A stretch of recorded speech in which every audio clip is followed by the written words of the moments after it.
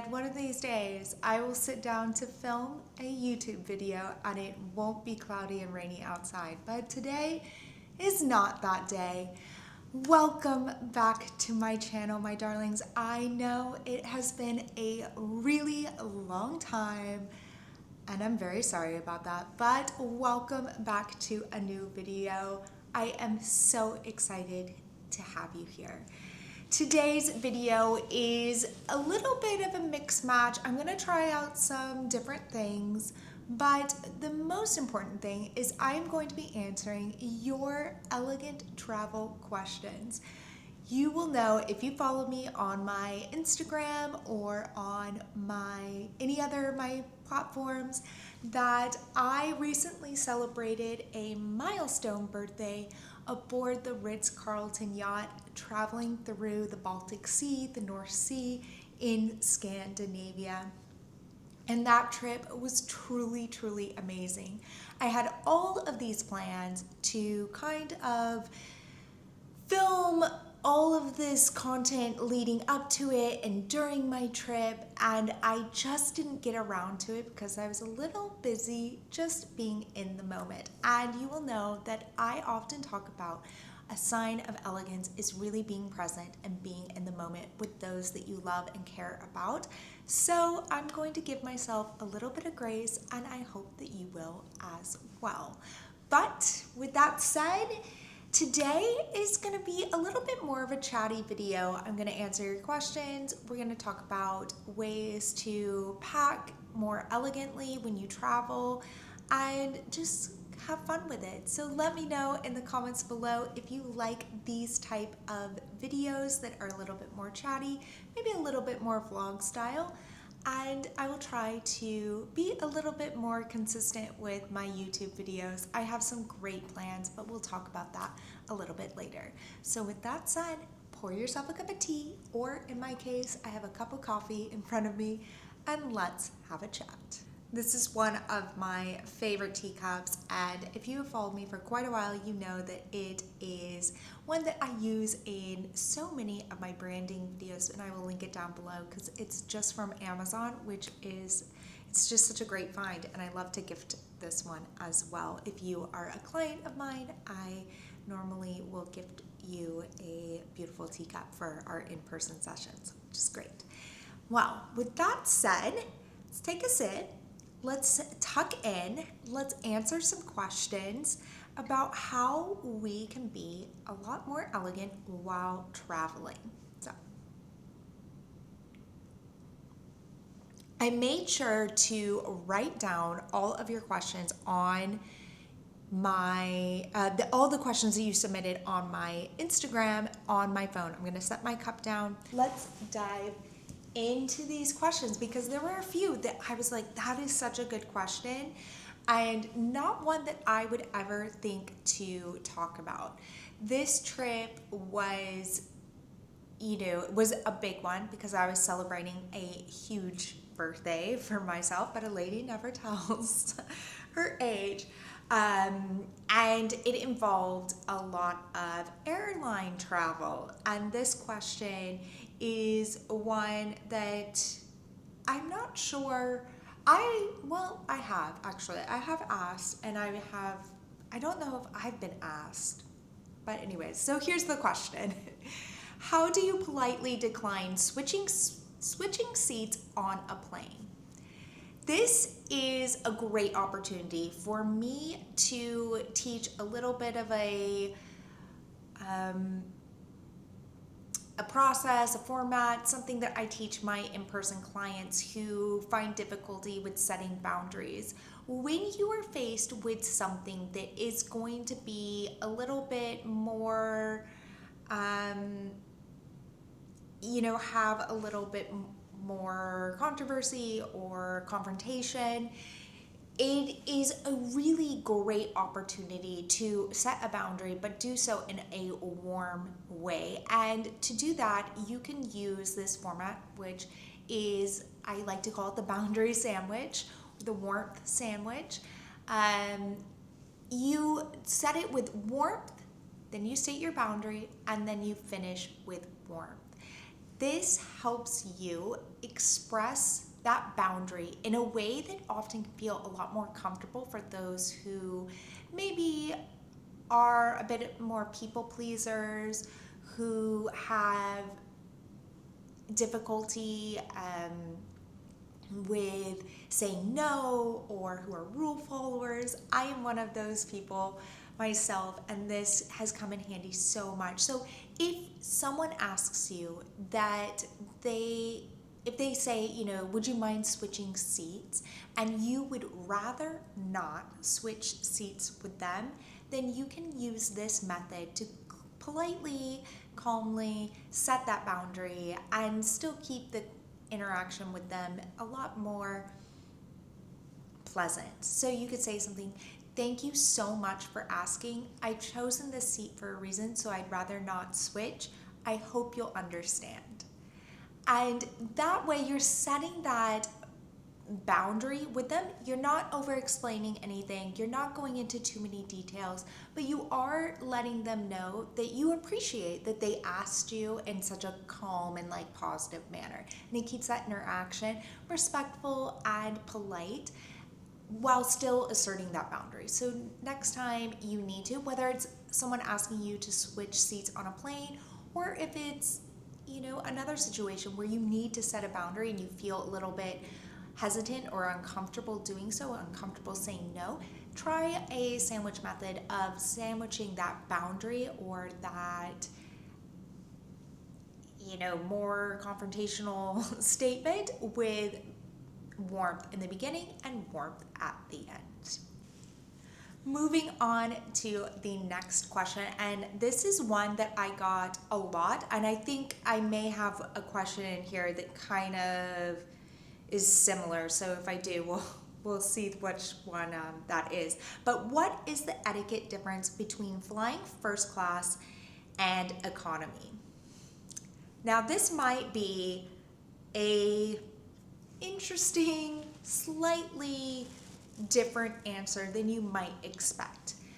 For me, there is not really a difference between the way that you should act in first class versus the way that you should act in economy or comfort or business, whatever the different classes are. I think that you should be acting with kindness, consideration, respect, and poise and grace, no matter where you are sitting on the airplane or on a train, in a hotel, wherever you are, you should always be carrying yourself with that grace and that elegance and showing kindness and consideration to others. However, there are certain behaviors or activities that are considered more appropriate in first or business class versus the other classes themselves. I'm not saying that you can't do them, but I do think that there are certain things that are almost expected in certain classes on an airplane, especially when you are traveling internationally. And that is removing your shoes. Now, hear me out. Give me a minute. Let me explain. In first class or business class, especially if you're flying in those airlines that have even ultra first class, right? The Middle East airlines that are known for their exceptional service and amenities and all of those things in certain classes that they have aboard their flights.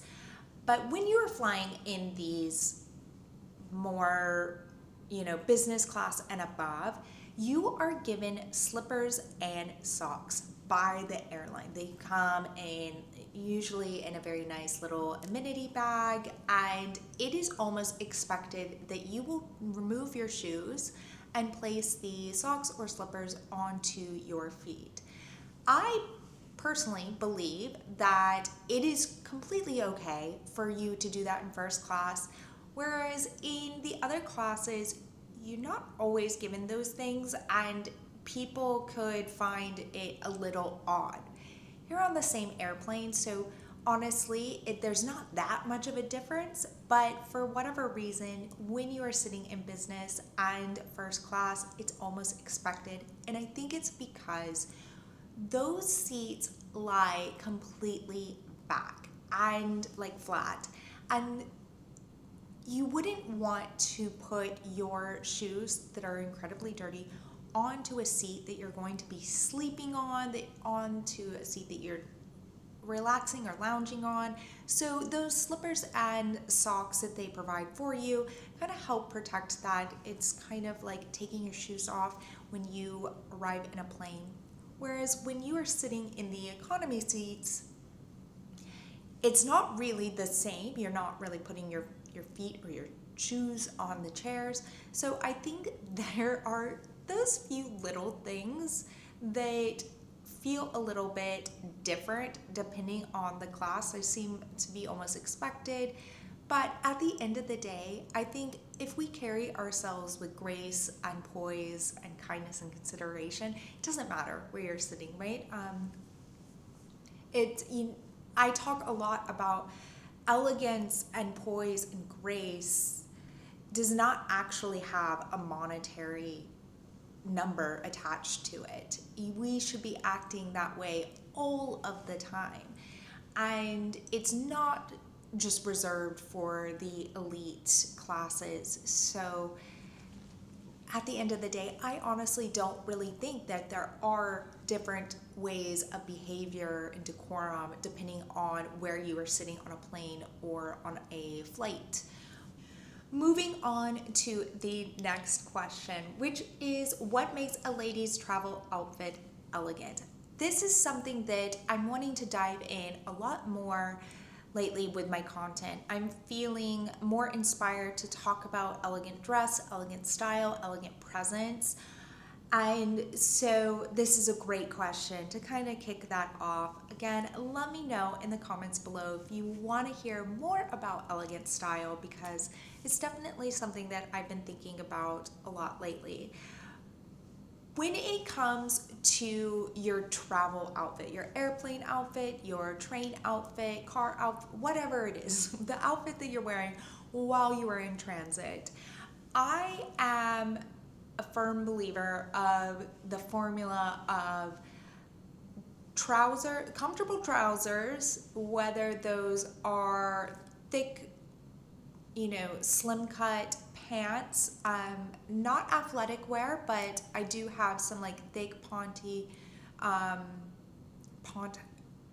you pronounce that material, pants that are much thicker than an athletic wear, and I will wear it often with a beautiful cashmere sweater during the winter time, but some sort of trousers that are quite comfortable that I can wear again throughout the trip if I need to, or again on my return trip, and a blazer, a nice top that's underneath that blazer, and I tend to wear my tennis shoes. So I think making sure that your outfit is still polished and a little elevated, this is a great opportunity for you to wear a beautiful blazer, a beautiful jacket if you do not need to wear a heavy coat, and that way you don't have to necessarily pack it.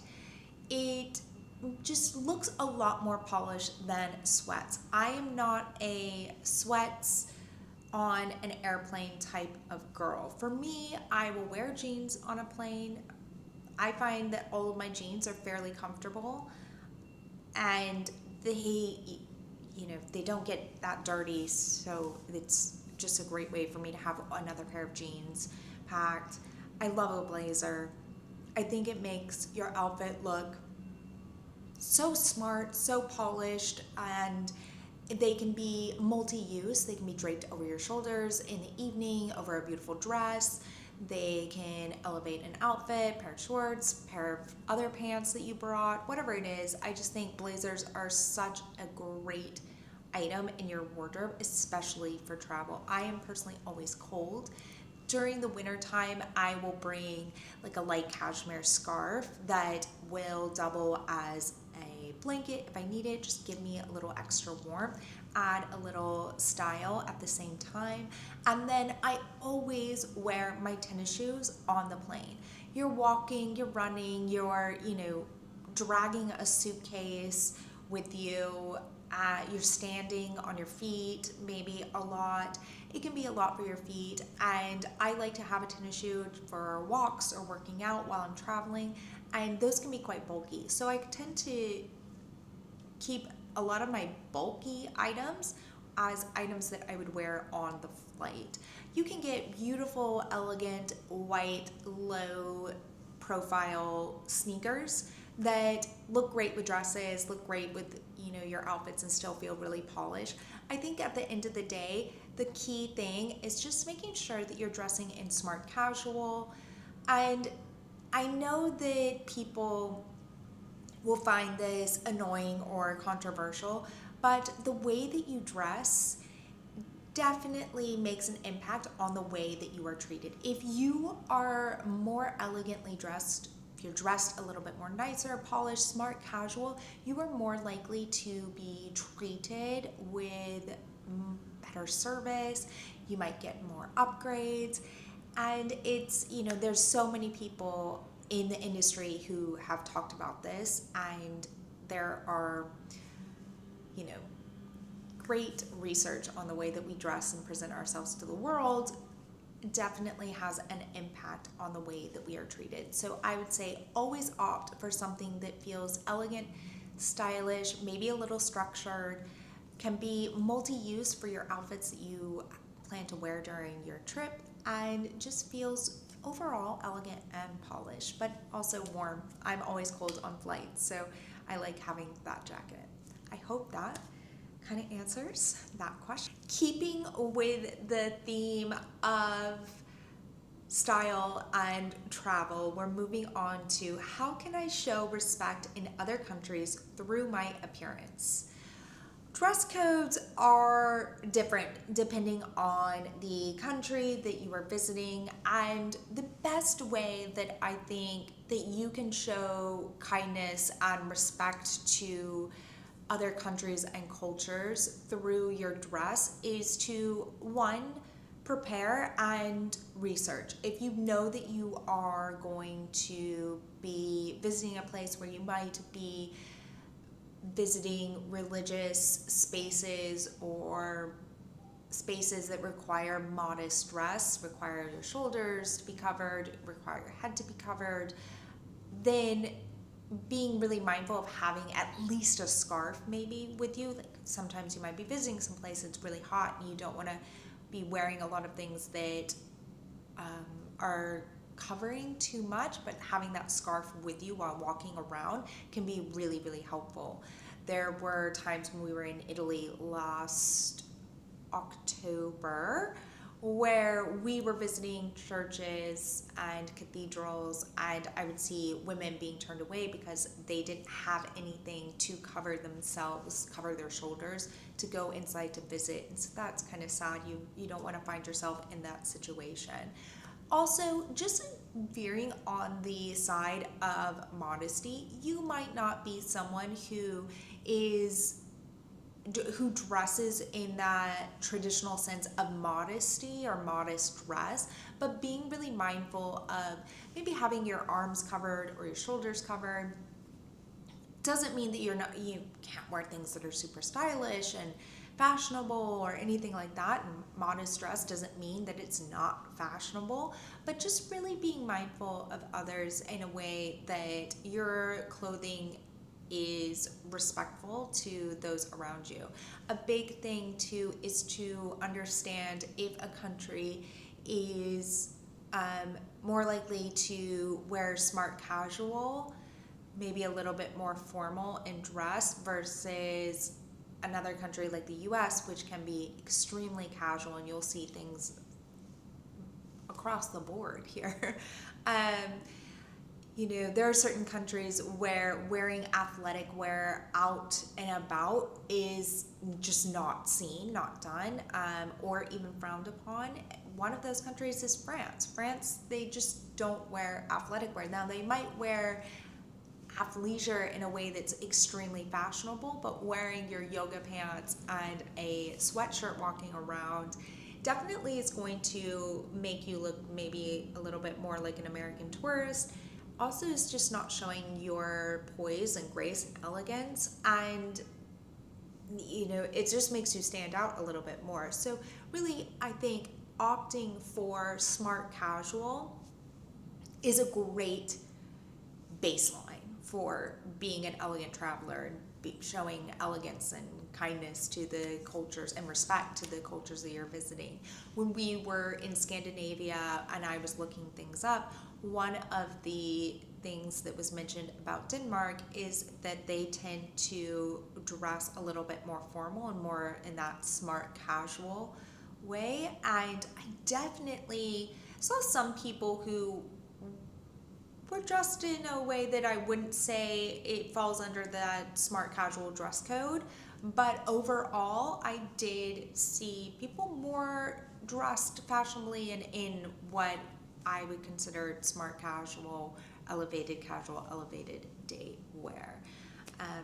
Dress codes are one of my favorite things to talk about, and elegant dress is definitely a passion of mine. So let me know in the comments below if that's also something that you want to hear more about, is dress codes. I could do a whole video on dress codes, I'm sure. A really great question, and I have been seeing a lot of discussion about things like this online quite often, and I have both an etiquette and a creator insight into, an etiquette coach and a creator insight into this question. But this person asked, is it rude to take photos in luxury spaces or fine hotels? So I think it kind of depends. When it comes to etiquette, there's a lot more, leeway, I guess. I guess that would be the answer between things. Sometimes, etiquette can, the manners can change a little bit. So when you are in a luxury hotel, a luxury space, it is really important to be on your best behavior. Like I said with the previous question about the difference between first class and economy class, I think that you should be behaving with grace and kindness and consideration no matter where you are, but there are certain spaces where you really need to make sure that you are behaving in a way that shows kindness and respect to others.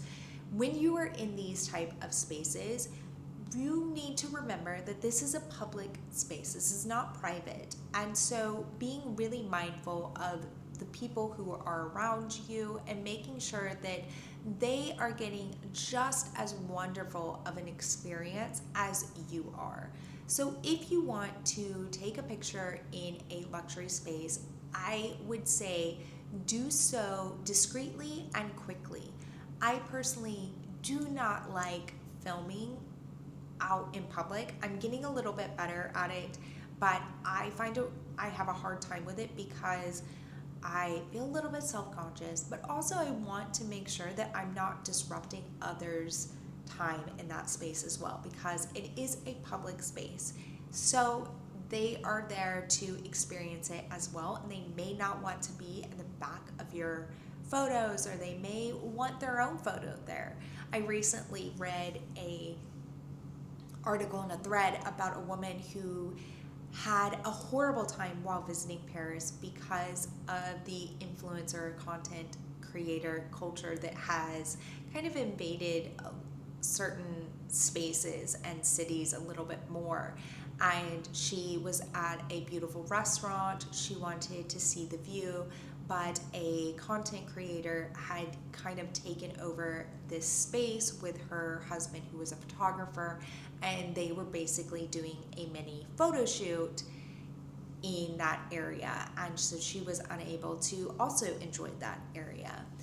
And things like that are not showing kindness or respect and consideration to others, because you are essentially taking over the space and not allowing others to experience it. And that I do think is rude, especially in these more luxury spaces. When people are visiting these spaces, they're often paying a lot of money for a certain level, a certain experience, and that can be disruptive to that. And you wouldn't like that yourself. So, if you want to take a photo in a very luxurious space or a hotel, just being really mindful of the guests. Maybe find an area that is beautiful and gives you that great shot, but there isn't anyone around. And if you are going to take those photos, do so quickly and discreetly. Don't sit there and, for 10, 20 minutes have a photo shoot. Just take, one quick photo and then move along. All right, moving on to my next question, which is, what's one thing that women often forget when packing for elegant travel? I can tell you what I forgot to pack on this trip. Now, if you've followed me on my Instagram for quite a while, you will know that I travel with carry-on only, but I can pack in a lot of things. Maybe one day I will get my act together and do a whole pack with me in a great way to show you how much I can get into my suitcase. But I think something that women often forget to pack with them are emergency things. So maybe safety pins, fashion tape, anything that you might need in a pinch. Toiletries, those type of things.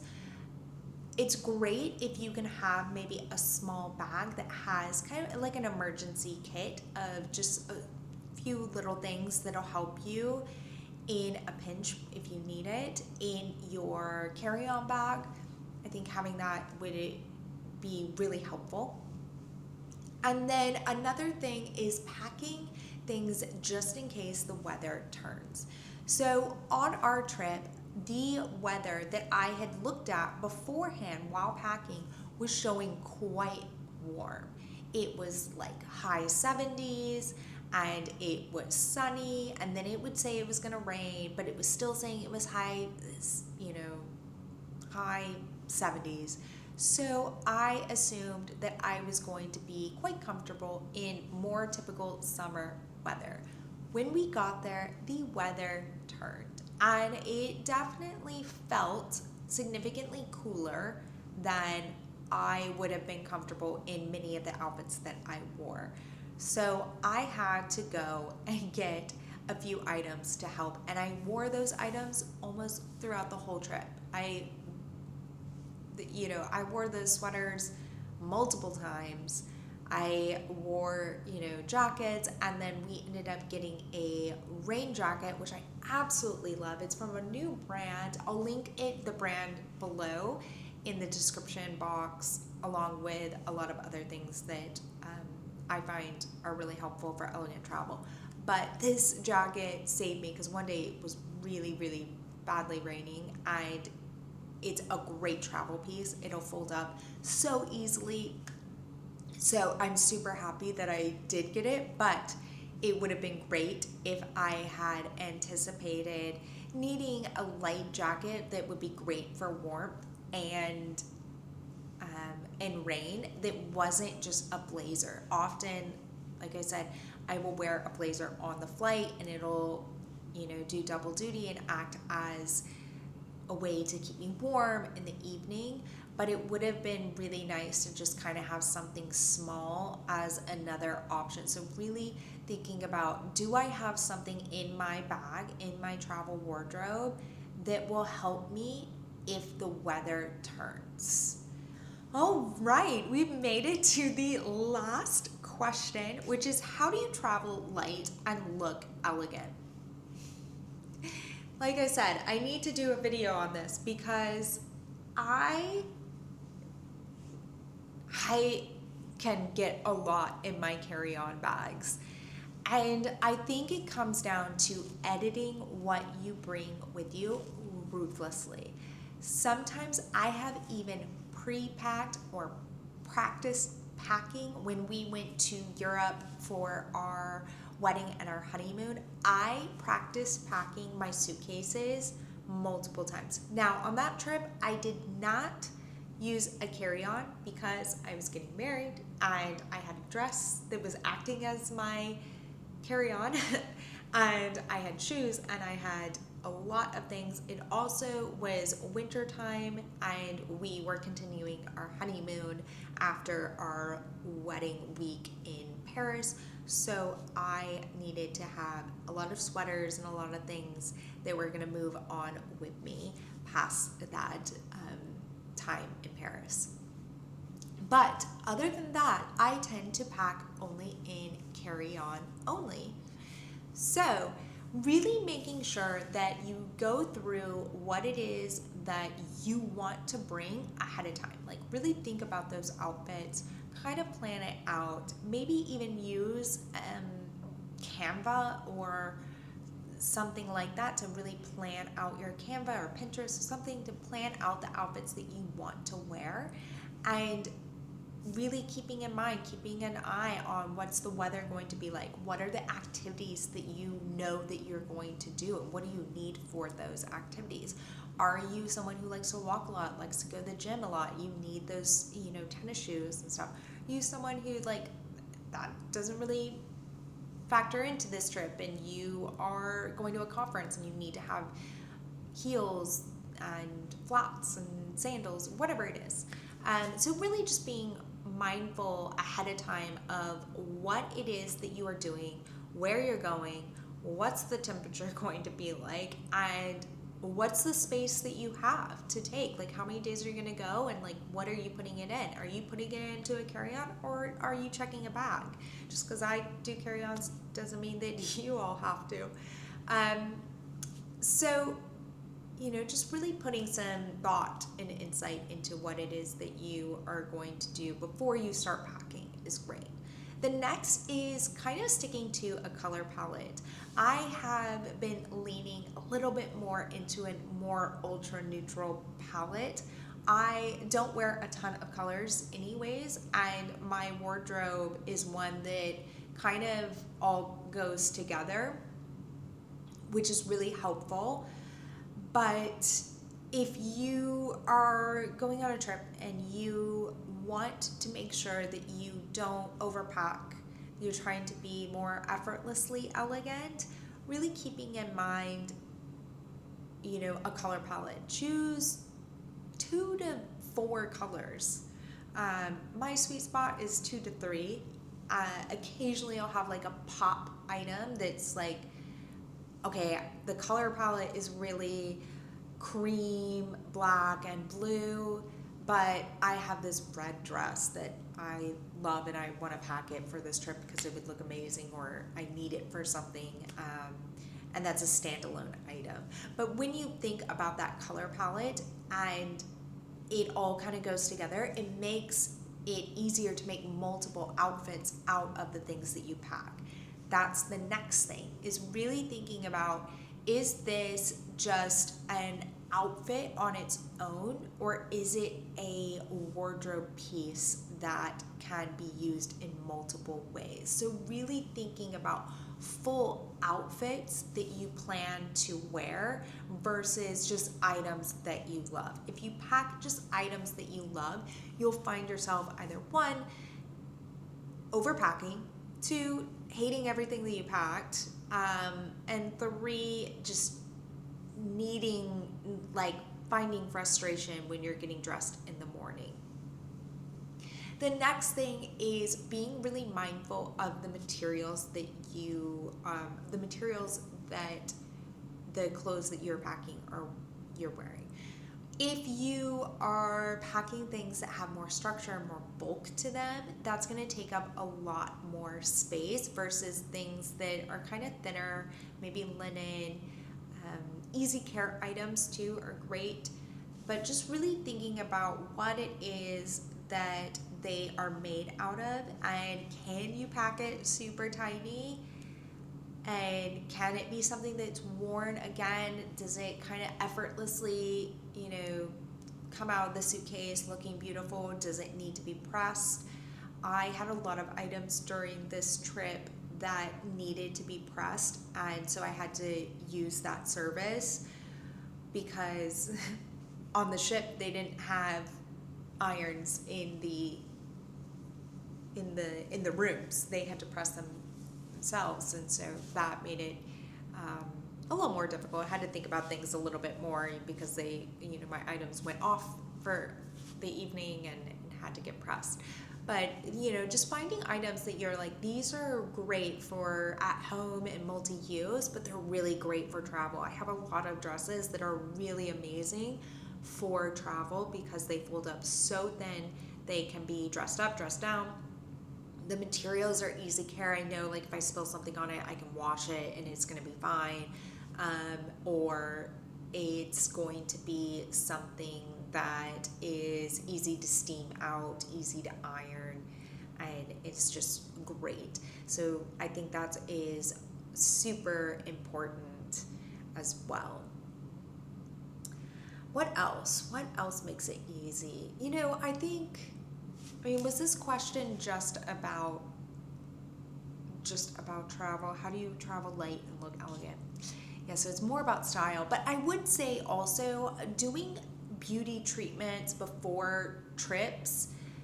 So doing the high maintenance things to be low maintenance while you travel helps you become a little bit more effortlessly elegant. So getting your hair done before, doing a blowout while you're there, if that's possible, if time allows, that's also super helpful. I had 2 blowouts during my trip, and I was able to prolong my hairstyle. So essentially I had 3 blowouts for my trip, and I didn't have to wash or style my hair once during my trip, which was amazing. Made me look a lot more effortlessly elegant, a lot more polished, without taking up a lot of time in the morning. I just didn't have to think about it, which was game changer. It was great. I mean, I do it a lot anyway, so that wasn't something new for me, but that made things, easier. Getting your nails done. I had my brows, my lashes done before a trip. I had a facial. My skin was, feeling nice and glowy, and it just made things a little bit more easy. So that is always great. Keeping your beauty bag also minimalist. You do not need every single piece of your beauty products with you. Getting those travel sizes or depotting things, looking for all-in-one palettes are a great way to minimize how much you're taking. I love a good all-in-one face palette. I know Charlotte Tilbury has done them in the past. I'm not sure if she's still doing them, but I love those. I've had them in the past. I'd love to get a new one. But just having your beauty products minimized during that time, I tend to take those trips as times off of like harsh actives for me, and I really focus more on just nurturing and moisturizing. So I don't need a ton of beauty products. I just need a nice cleanser, nice moisturizer, maybe like a serum, and I kind of keep it at that, and my SPF, of course, during that time. And then looking for also makeup products that are small and not too bulky. Look for ones that are not in creative packaging. I have a couple that I love, but like they're in such funky bottles that they take up so much room. So I will depot those if I can, if it's like a cream. But I think some of those are blushes, and those are just hard to travel with like that. So keeping your beauty items as minimal and curated as possible. Whew, that was a lot, but those questions were so amazing, and I am so thankful that you all submitted them over on my Instagram. If you do not follow me on Instagram or on here on YouTube, please like and subscribe, and let me know in the comments below, if you made it this far, what your favorite place to visit in the summertime is, and also let me know what more videos you would like to see. Are you into more of the style, that elegant, timeless, old money aesthetic style that I love so much? Or do you want more etiquette and elegance and poise based topics? Do you want to see more vlogs? Do you want to see more of these like super chatty videos where it's maybe feels a little bit more natural? Let me know in the comments below. I hope you are having an amazing week. I cannot wait to be back on here on YouTube, bringing more content, more conversations, and spreading more kindness and consideration. And I will see you in the next one.